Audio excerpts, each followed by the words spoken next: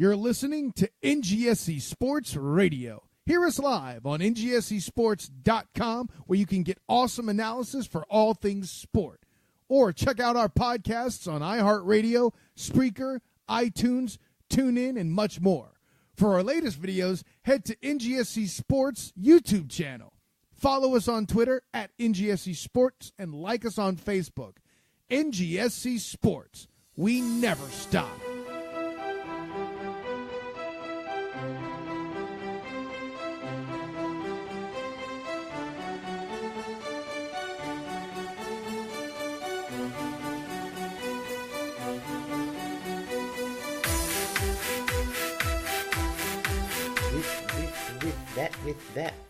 With that, I guess we'll roll right into episode 206 of the Foreign Affair Podcast.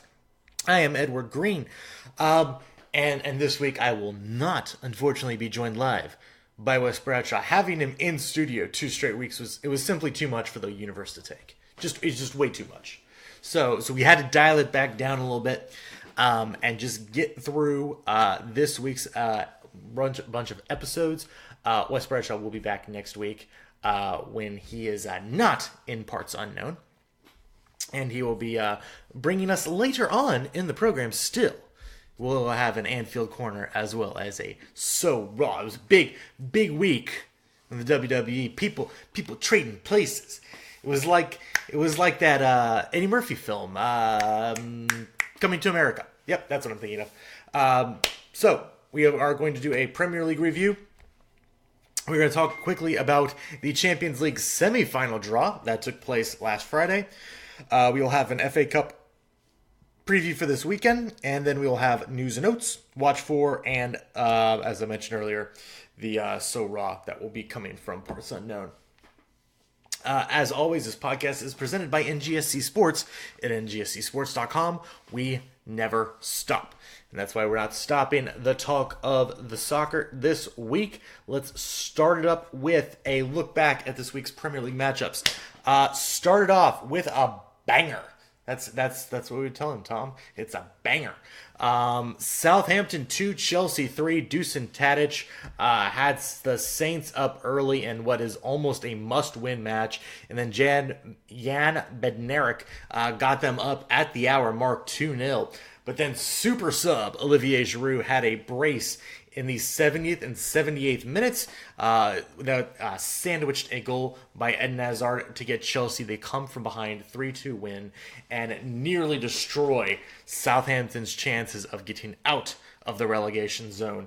And if that is a preview, though, for this week's FA Cup matchup between these two teams, well, it may deliver then in spades. Crystal Palace 3, Brighton and Hove 2. Wilf Zaha has a brace there. Brace inside of 25 minutes to be correct. Palace was up 3-1 with that second Zaha goal. Jose Izquierdo scored 10 minutes later to bring B&H back within 1, but they couldn't find another equalizer to get a point on the road. So Crystal Palace takes all 3, and with that, nearly starts locking up a spot in next year's Premier League.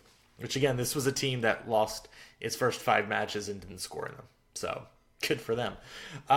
Burnley 2, Leicester 1. Chris Wood with the goal just 6 minutes in, and then followed up a couple minutes later by Kevin Long, had Burnley up 2-0 inside of 10 minutes. Leicester's only response came in the 72nd when Jamie Vardy, as he's been doing lately, had a little mini party, but not enough for the Foxes to get a point at the Turf Moor. Huddersfield, big win for them. 1-0 over Watford. The goal coming in the dying moments by Tom Ince. Insect his way to a goal there. I've been watching EU Masters. Huddersfield with the win there for David Wagner's men. Swansea and Everton drew 1-1. Kyle Naughton, you're not the greatest. He had known goal that got Everton in front. Jordan Ayew leveled in the 71st minute. Liverpool beat Bournemouth 3-0, and again, you'll be hearing more about that in Anfield Corner. And finally, Manchester City went to Wembley and got a 3-1 win against Tottenham. Christian Eriksen got it to 2-1 before halftime, but City added a third in the second half, which we talked about last week. Hey, here's a scenario the City needs to win. It's super unlikely. They need to beat Spurs, and then United has to lose to West Brom. And say, oh, blah, blah, blah. Well, maybe they'll beat Spurs, but United's not losing to West Brom, I know. Well, the day didn't start off great for favourite teams, as Arsenal went on the road to Newcastle and lost at St. James Park 2-1. Alexander Lacazette, he's back. He scored in the 14th minute. But then Ayoze Perez responded 15 minutes later, and Matt Ritchie with the 68th minute winner. Newcastle wins. So much for our prediction that Arsenal wins out to the Europa final. Our dreams were dashed, and so were United's, as Jay Rodriguez beats United at the Theatre of Dreams 1-0. The goal for West Brom coming in the 73rd minute.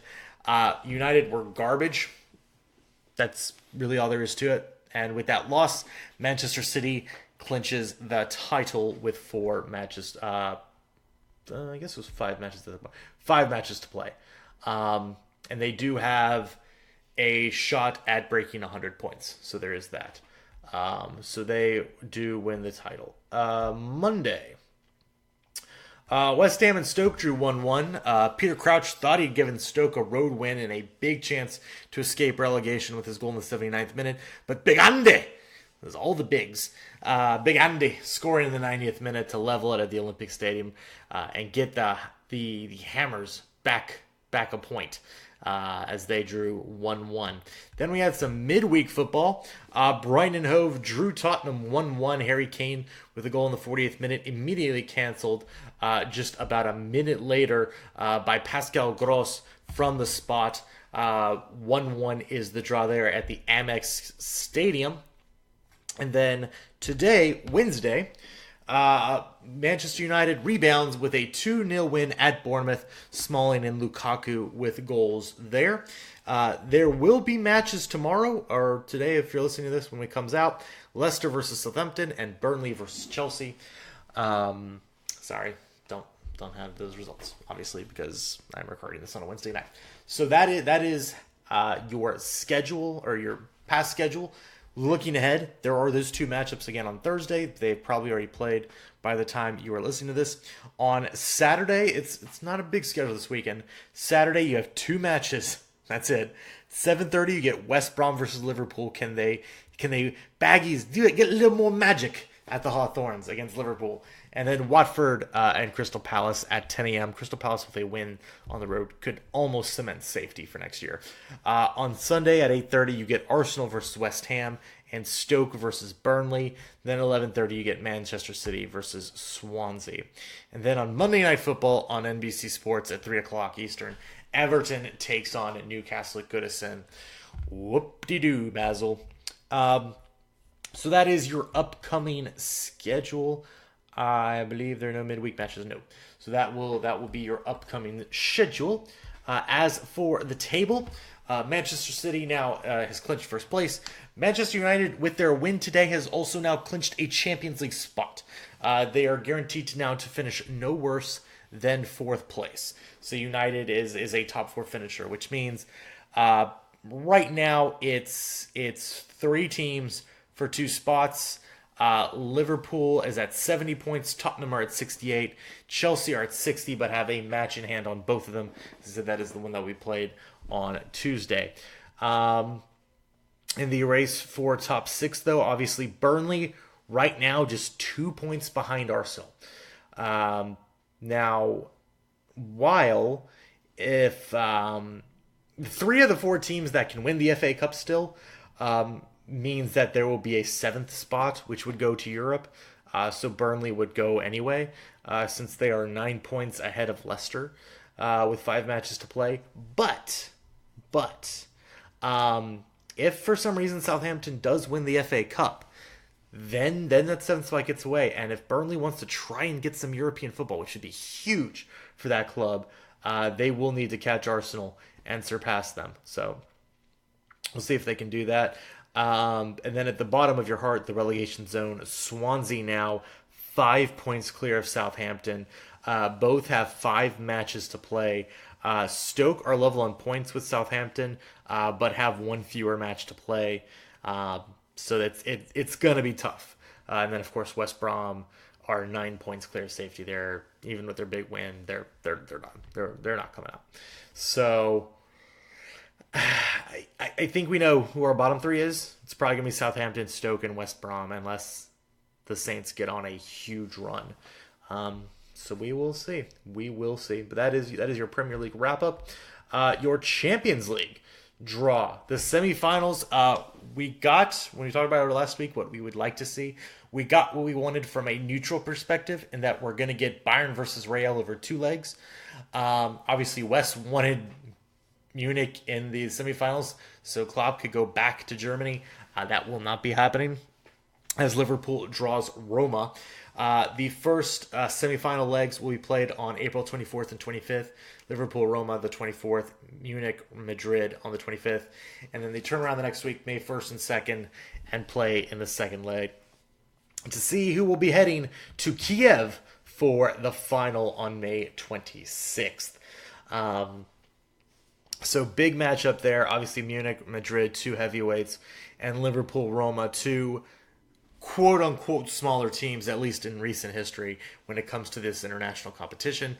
Battling it out for a spot in the final would be huge for either club, really. So we'll be seeing how those play out starting next week. And then, of course, FA Cup this weekend. We have Manchester United versus Tottenham on Saturday, and Chelsea versus Southampton on Sunday. So that's going to do it for our match talk. News and notes. Let's quickly go through these. Take a look here. All right. This is an interesting story. UEFA finds overstated PSG sponsorships in probe of Neymar and Mbappe deals. So we like to joke that FIFA fair play doesn't actually, or financial fair play doesn't actually matter. Welp, maybe it did. Source quote in the same report said, the big question clearly is UEFA going to be brave enough to enforce their own rules? If not for PSG, then frankly, why bother? And this is what we've been always talking about. Like, they never seem to really do anything. But from one source that says the club is said to be facing a large fine or a ban from taking part in the UEFA Champions League, Europe's most prestigious club competition. That's according to the Financial Times.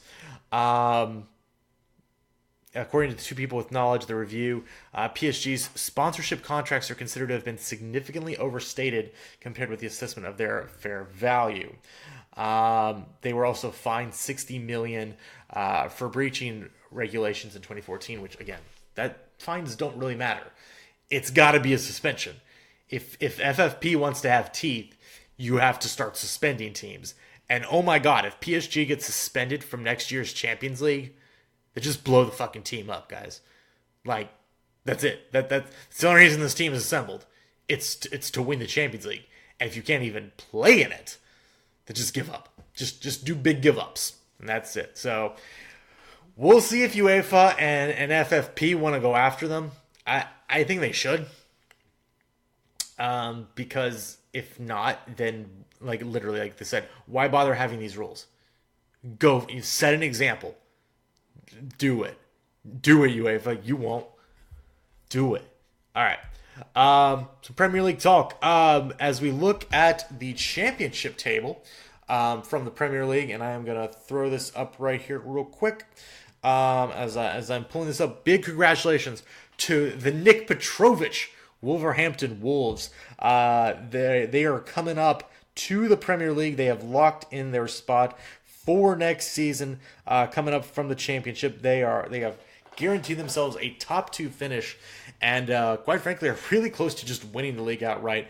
Currently sitting on 95 points with 5 matches to play. In second place right now is Cardiff, but just 1 point behind them is Fulham. And then in fourth is Aston Villa, just a couple points behind, but they are 10 clear of Middlesbrough and Millwall, who are 5th and 6th, respectively. Derby County is just a point out of a playoff spot. Preston North End and Sheffield United 3 points back. Brentford and Bristol City are 4 back. So really everyone from from 5th to 11th down, still with a big shot at making the playoff. And again, how the championship works is top 2 teams automatically requalify for the Premier League. Teams 3 through 6 go into a playoff. 3 plays 6, 4 plays 5, and a 2-leg tie. And then the winners of each of those ties play a 1-match contest at Wembley to see who the third team to get promoted will be. And then if we look, Aston Villa was a team who was in shambles. They have a chance to come back up now. Sunderland was also in shambles when they left last year. They are currently sitting in dead last in the championship and are most likely going to be dropping down to League One. So Sunderland, not great is what I would say to that. But congratulations, Wolves. You're coming back up, which means we finally have the Petrovic-Bradshaw derby we've always wanted. Big news coming out of Germany. There's going to be a new manager at Bayern Munich. We knew that. But it's going to be maybe not the person we thought it was going to be. Nico Kovac, who looks like a Nico for sure, will be taking over at Bayern Munich, it looks like. He has been in charge at Eintracht Frankfurt for the last couple of years and has done some good work there. And now he's going to take over at the biggest job in the country. Of course, where just like a PSG, success will not be, the bare minimum will be winning the league and possibly the DFB Pokal, which is the League Cup there. But absolutely deep runs, if not just outright winning the Champions League. So we will see what he can bring to what is kind of a slightly older Bayern Munich team. Will be very interesting to see that transition if that does in fact take place. We have PFA news. The team of the year has been announced. Actually just came out this morning. And the stupid thing that it does is it has to be a 4-3-3 formation picked. So whatever. In goal we have David De Gea. At left back it's Chelsea's Marco Alonso. Center backs we have Nicolas Otamendi from City and Jan Vertonghen from Spurs. Former Spur Kyle Walker is the right back. In the midfield, you have Spurs' Christian Eriksen and City's Kevin De Bruyne and David Silva. And then up top in the forwards, City is represented again with Sergio Aguero. Spurs have Harry Kane. And then Liverpool throw in Mo Salah. Salah and De Bruyne, obviously, frontrunners for Player of the Year. But the breakdown is 5 City players, again, in Otamendi, Walker, De Bruyne, Aguero, and Silva. 3 Spurs in Vertonghen, Eriksen, and Kane. And then 1 United, Chelsea, and Liverpool player each in De Gea, Alonso, and Salah. So maybe some slight controversy there that the second and third place teams have combined less than the fourth place team currently. But I think that what it speaks to is, at least for United, is who's really been a standout on that team besides De Gea. Like, that's the crazy thing. They're in second place, and they haven't gotten good, consistent performances from anyone on that team. Like, wow. Really weird. I know there was some people calling for Firmino to be in. You could put him over Aguero, I guess, but then, I don't know. It's weird. Like you're not putting him over Kane or Salah. Like, people wanted to say it was putting over Harry Kane, and I don't understand how you can have the second leading scorer in the Premier League not in the top 3 forwards. That seems kind of weird. So I don't know. But overall, I think it's a good team. Like, Alonso's a little weird, but there just isn't that many other options at left back, and Chelsea probably needed a representative.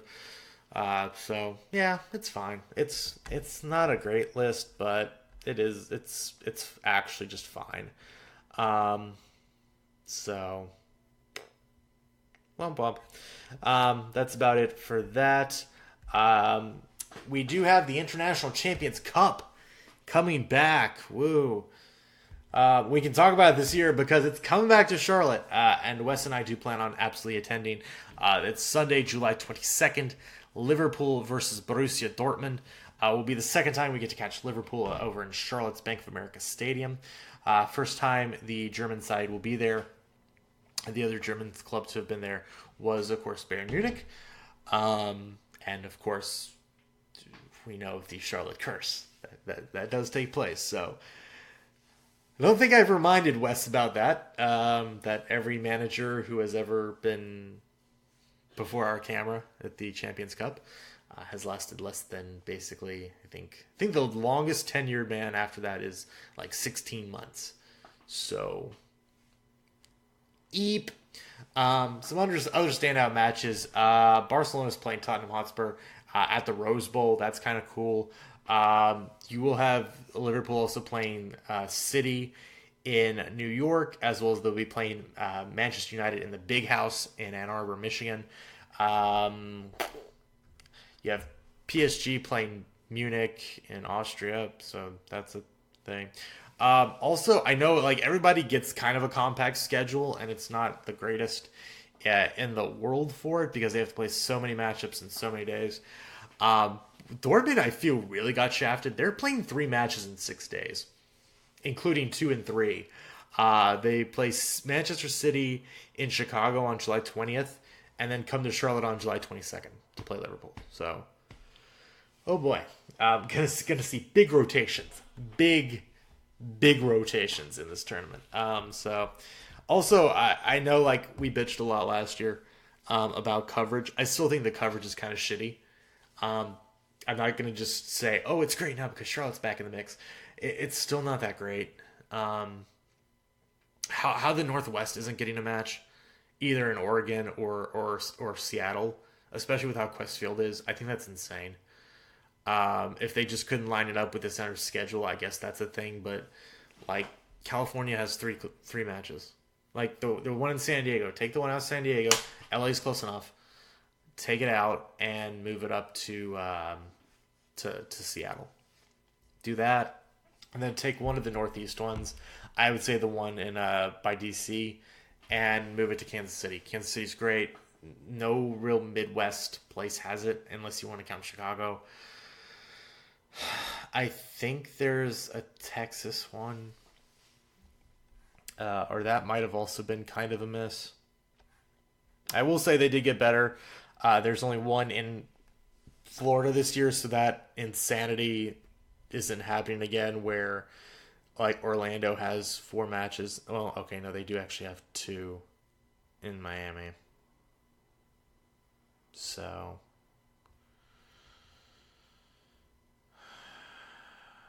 and there's multiple matchups at the Rose Bowl. Wow, okay. So the map, okay. I thought it was only 1 per location. Yeah, this is still really bad. I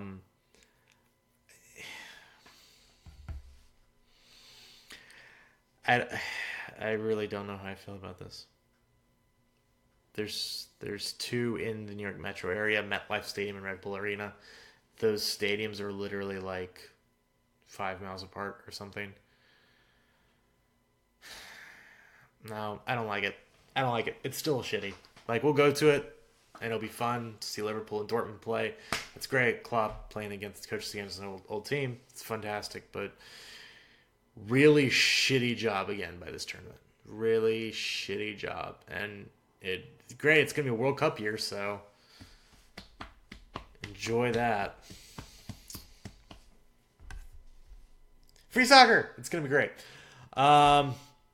So that's going to do it for news and notes as we hit the watch for what are we watching in the week that was or the week that will be. Let's talk a little.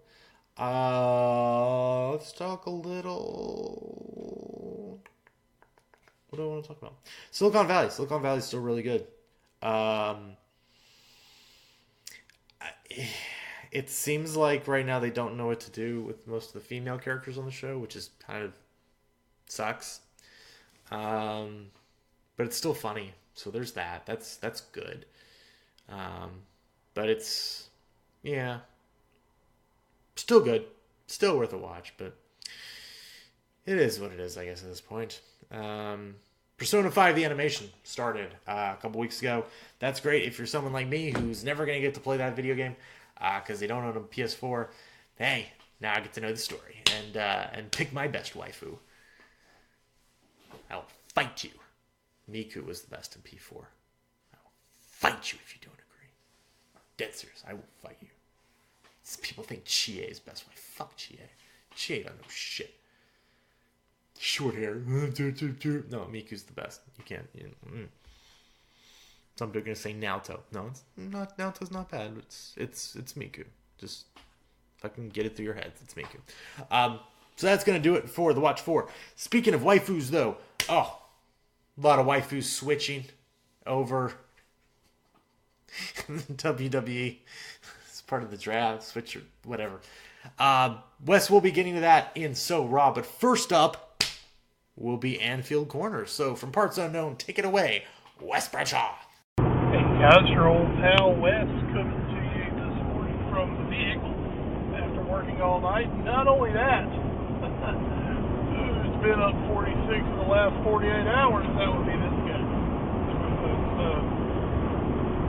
Tune in, there's absolutely no telling what I might say today. And I welcome you to this week's Anfield Corner. We've got some big news for the Reds. Some on the field, some pertaining to upcoming matches. But we're going to start at Anfield this past weekend.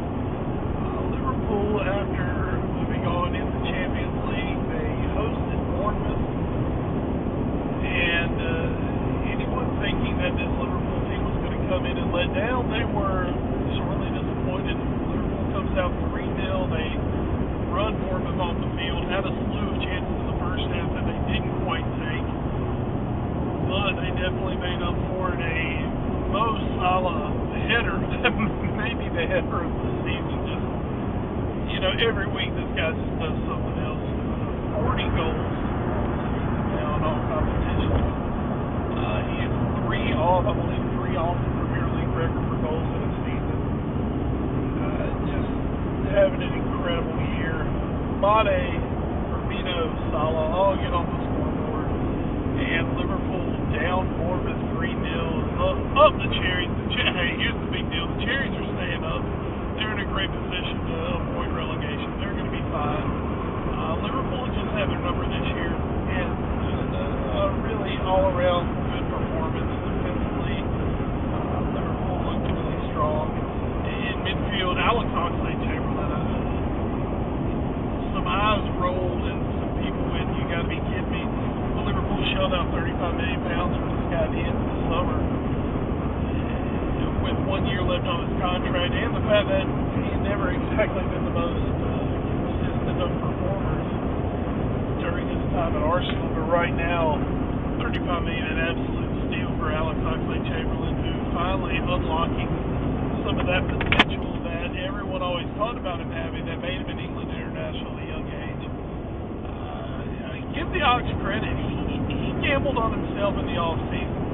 He could have signed the nice extension, got the big money, stayed at Arsenal, stayed where he was comfortable, just rotated in and rotated out, status quo. Instead, he took a gamble on himself, said he wanted to go, he wanted to play center mid, thought he could do it, wanted to play for Jurgen Klopp, and it is coming up absolute roses at the moment for the young Englishman who is looking to really finally tap that potential on his years. For Liverpool, combined with some other results this week, they have a firm grasp on third place right now. I'm sure it's already talked about the Spurs draw. They're now even on matches with Liverpool, and Liverpool 2 points up on Spurs. So third place is Liverpool's 2 to lose. And the run-in looks solid. That big match with Chelsea still sitting out there, but at that point, it should all be said and dusted by the time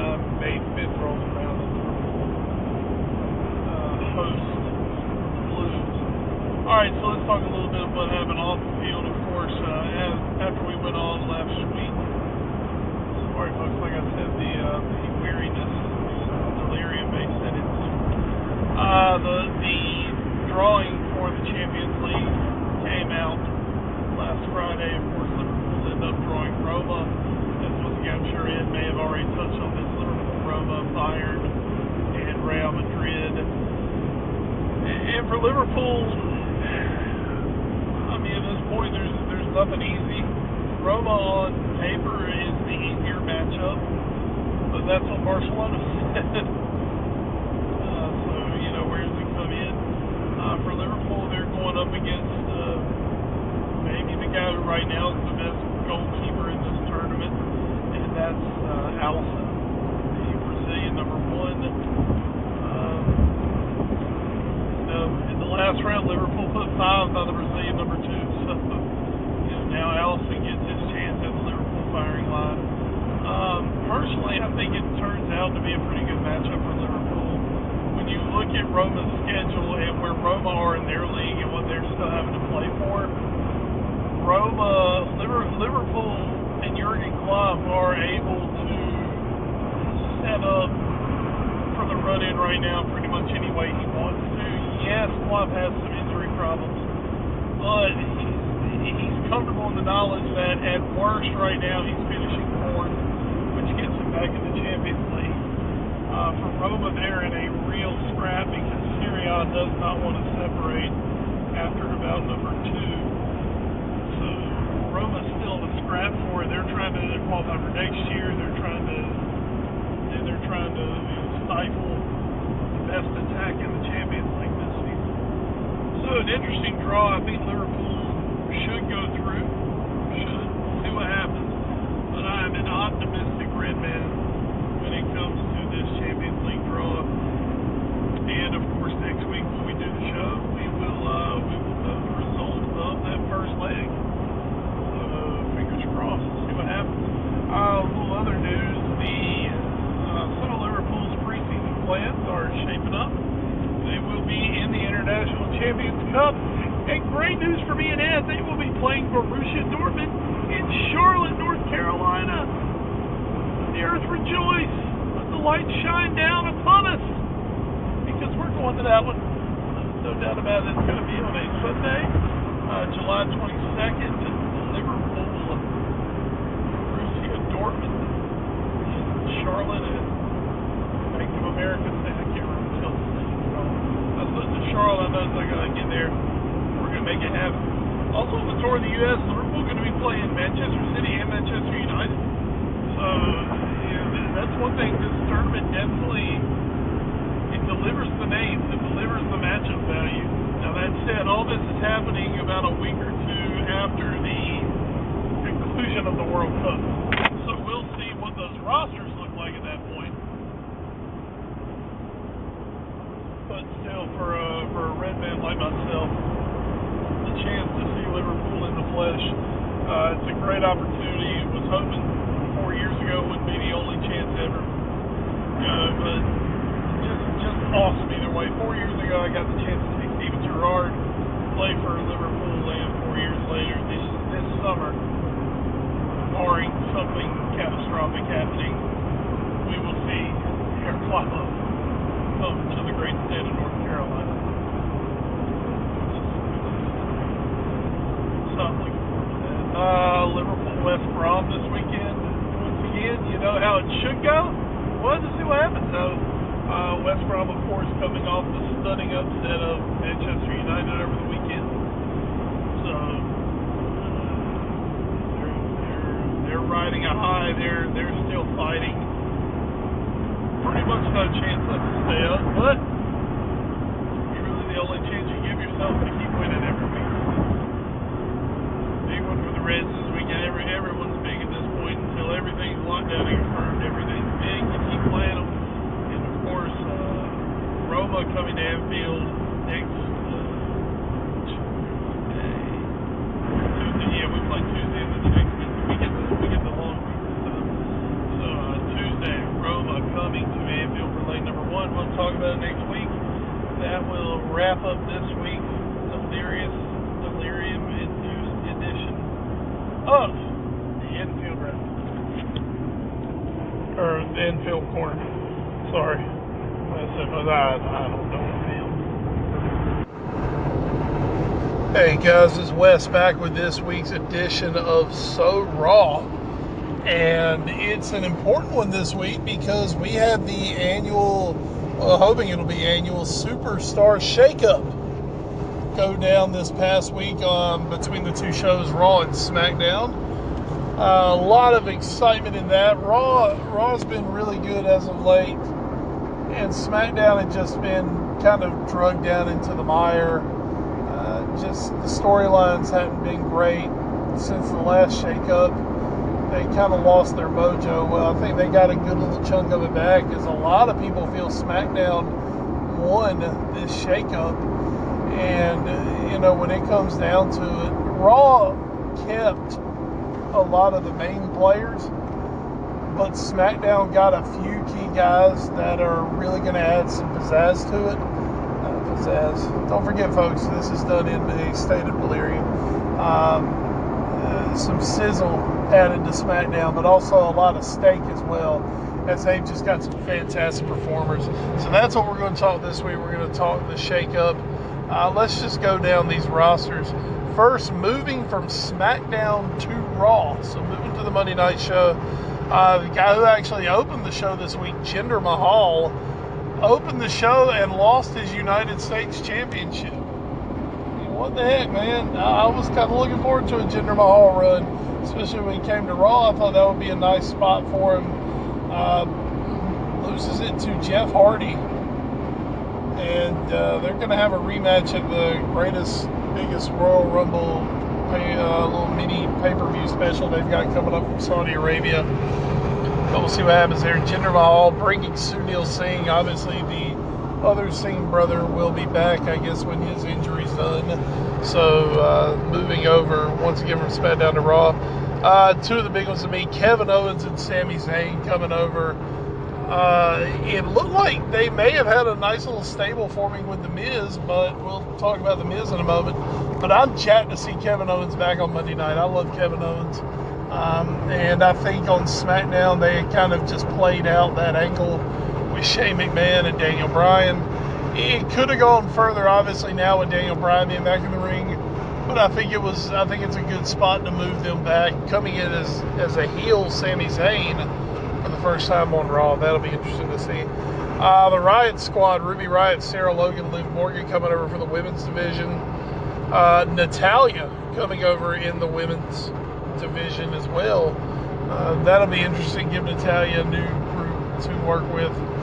And the Riot Squad making their way onto Raw. Fandango and Tyler Breeze coming over, and I think these guys are going to be a real hit on Raw. The Fashion Files from SmackDown were something that people look forward to every week. They've already brought that little Fashion Police gimmick over with them. Had a lot of fun on Monday night with Sheamus and Cesaro, including getting an upset victory over them. So I can see Fandango and Breeze getting a nice little push on Raw. Let's hope that happens. Dolph Ziggler making his way over. Look, Dolph Ziggler splits opinion. I'm not a Dolph Ziggler guy. He's an awesome talent. I'm kind of over the character. I'm kind of over the will he stay or will he go kind of deal. I mean, don't get me wrong. I've seen some great Dolph Ziggler stuff. He's just, to me, he doesn't catch my interest big time. But hey, if you're a Dolph Ziggler fan, good deal. You know, he's on Raw. That should give him some new people to work with. Join him on Raw. Mojo Rawley, don't care. The Ascension, they'll screw him up. I mean, they're already screwed up anyway. Baron Corbin, maybe this will do it for him and get him over. I don't know. I can't get behind Baron Corbin. Bobby Roode over. I like Bobby Roode. Bobby Roode on Raw is going to be nice. It's going to be very nice. Moving on, Mike Kanellis, who, Mike Kanellis came in with Maria Kanellis, and they did this Power of Love thing, which I don't think was working at all. And then Maria Kanellis apparently the Power of Love worked because Maria Kanellis ended up getting pregnant, and that took Mike Kanellis off of TV for a long time. Now, Mike Kanellis, I, of course, know him much better as the Miracle Mike Bennett, former member of the Kingdom and Ring of Honor. They've given him his wife's last name because Maria Kanellis was just more recognizable. But Mike Kanellis is a good worker. He'll be all right. And Chad Gable moving over. Now, that's kind of one that got kind of brushed under the rug a little bit. Chad Gable has the makings to be a star. And they did some nice things with Chad Gable on SmackDown. Of course, he was originally with American Alpha, and then they split that team up to do the whole Kurt Angle son deal. And yeah, I don't know. We'll see if something comes of that. But Chad Gable going to Raw, and an NXT guy moving into Raw is Drew McIntyre, which I'm excited about. That Drew McIntyre did a fantastic job in NXT. Have been doing really well on the Indies after an initial WWE run a few years back that ended with his release. I think Drew McIntyre's come back a much better wrestler, much better performer. I'm excited to see Drew McIntyre. When he came out, he popped out. I popped for that. So I'm excited to see Drew McIntyre. Now the big list moving from Raw and NXT, new guys on to SmackDown. I mean, you start off with the guy I say is the best bad guy in the business, The Miz. The Miz is a legit heel. People love to hate The Miz. And the storyline that is going to eventually happen is going to be The Miz and Daniel Bryan, which we were looking for the last time when Miz was on SmackDown. When Daniel Bryan couldn't do anything physically, The Miz was always in his face, was giving him hell about having to quit, about how it was. That is going to be fantastic when it finally pops and goes off and happens. We're going to have to see when that happens, though, because some of the storyline that we saw to start with looks like it's not going to go straight to them. But that'll be awesome if it does. Jeff Hardy moving over, and he takes the U.S. title with him. Samoa Joe. Joe returned on Raw 2 weeks ago, and then now goes to SmackDown. Folks, what this means, and he's already called him out, is that we're going to get some of the most classic TNA matches of all time. Samoa Joe and AJ Styles are absolute money together. Throw in now you can get Joe versus Nakamura. Oh my goodness, it is going to be so good seeing those guys. You can get Joe versus Randy Orton. That could get Orton maybe a little reinvigorated. It's big time. Big Cass coming out. He's been out for a long time with an injury. Last we saw him to the injury, I believe, when he was finishing up that feud with the now deported Enzo Amore. Cass comes back, attacks Daniel Bryan. So it kind of looks like we're going right into a Daniel Bryan Big Cass feud, which could be interesting. Kind of saving that Miz Daniel Bryan feud for down the line a little bit. My guys, the Club, Gallows and Anderson going to SmackDown. I'm happy about that. It kind of seemed like they had kind of topped out where the creative was taking them on Raw. I was really hoping they were going to push a club, the whole Balor Club thing with Gallows and Anderson and Finn Balor. And they did that for about a month, and then they kind of pulled back the reins on that, which disappointed me. Now you get them over, you have the chance to get them back with AJ Styles and do kind of a Bullet Club thing over there. Gallows and Anderson they're so good, and they make everybody around them look really good. It's fun to see those guys. R-Truth showed up. That was just kind of a random out of nowhere thing. Had a funny little segment on SmackDown. I don't really expect to see too much of R-Truth, but you know what? Every now and then you get him in a backstage skit. He is a funny dude. And some big move ups from NXT to SmackDown. Sanity. Killian Dane, Eric Young, and the guy, his name's Wolf. I can't remember his last name or his first name. Alexander Wolf. They're coming. That was I like the Sanity gimmick. It's sort of like this psychotic Wyatt family kind of thing, but not quite as Bray Wyatt being preachy as you get. So Sanity coming up, and then Cien Almas, the former NXT champion, is coming to SmackDown as well. Almas he's good. He's really good. So I look forward to seeing them. And then on the women's side, Absolution, Sonya Deville and Mandy Rose move over to SmackDown. Kind of a flip between Absolution and the Riot Squad with Paige. Paige is now the general manager on SmackDown, so she's being kind of positioned as a babyface as the general manager. It'll be interesting considering she was the Absolution leader up until a few weeks ago. It'll be interesting to see if now maybe she uses Absolution to do some of her bidding, or what happens. Who knows? Maybe we find a new leader for Absolution. But the big name in the women's division has officially come to SmackDown. Who's ready for Asuka? Asuka is there officially, and that's going to be cool because now you can hook her up with Becky Lynch, Charlotte Flair, Carmella, of course, the new champion.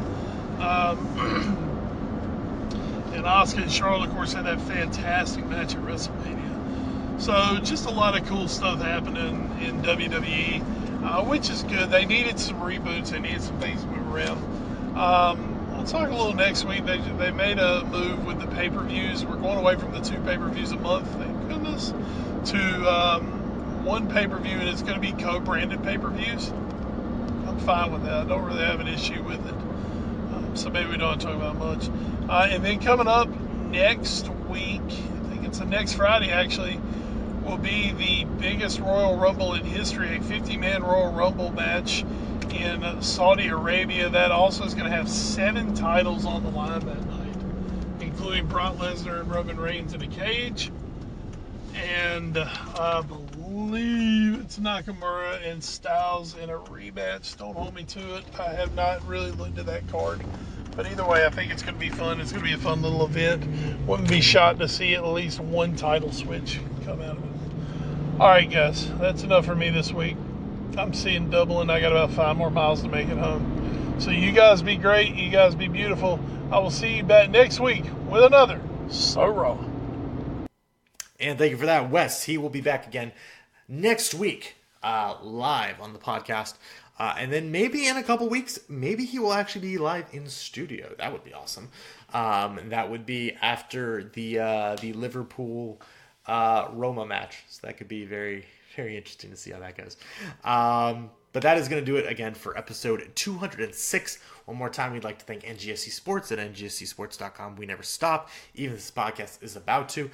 You can find them on Twitter. You can also find us on Twitter as a collective. We are at AFA Pod. He's at Wes Bradshaw 21. I am at Edward Green. Find us on YouTube, youtube.com/The All New Sports Show. That's our parent show. You can also email us at that address, allnewsportsshow@gmail.com. Finally, big thanks to our podcast providers, including Spreaker, Stitcher, iHeartRadio, the TuneIn Radio app, Google Play Music, and the iTunes Music Store. You can get a podcast at all those lovely places. We'll be back next week, as I said, for episode 207. But for now, episode 206 is in the books. So, for my call in crime, Wes Bradshaw, I am Edward Green. Thanks so much for joining us here. We'll be back next week. Until then, stay safe and enjoy that FA Cup football. It's better than nothing. Barely.